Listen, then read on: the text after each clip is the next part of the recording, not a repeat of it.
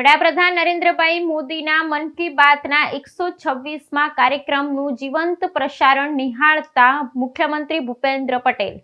વડાપ્રધાન નરેન્દ્રભાઈ મોદીએ જન સુધી પહોંચવા 3 ઓક્ટોબર 2014ના રોજ વિજયાદશમીના દિવસે મન કી બાત કાર્યક્રમ શરૂ કર્યો હતો।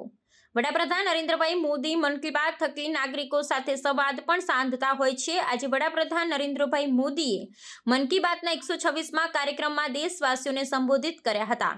આ પ્રસંગે મુખ્યમંત્રી ભૂપેન્દ્ર પટેલે જણાવ્યું હતું કે મન કી બાત એ એવો કાર્યક્રમ છે જેમાં સમાજ જીવન અને જાહેર જીવનમાં પ્રેરણાદાયી કાર્યો કરનાર લોકોને દેશ જાણે છે।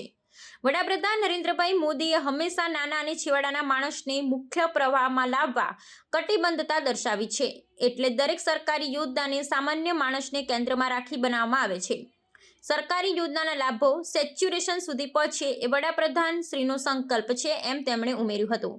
વડાપ્રધાનના માર્ગદર્શનમાં આજે સરકાર ગામે ગામ સુધી પહોંચી સરકારી યોજનાના મળવાપાત્ર લાભો નાગરિકોને આપે છે, એમ જણાવી મુખ્યમંત્રીએ કહ્યું હતું કે અનાજ વિતરણ, આયુષ્યમાન ભારત, પ્રધાનમંત્રી આવાસ યોજના જેવી અનેકવિધ યોજનાના લાભો પાત્રતા ધરાવતા લોકોને ઉપલબ્ધ કરાવવા રાજ્ય સરકાર સતત પ્રયાસરત છે। આયુષ્યમાન યોજના આજે ગરીબો અને સામાન્ય વર્ગની સંજીવની બની છે। વડાપ્રધાને સૌને સ્વચ્છતા અભિયાનમાં સહભાગી થવા પણ અનુરોધ કર્યો હતો। તેમણે દેશવાસીઓને આગામી દિવાળી પર્વની આગોતરી શુભકામનાઓ પાઠવી હતી।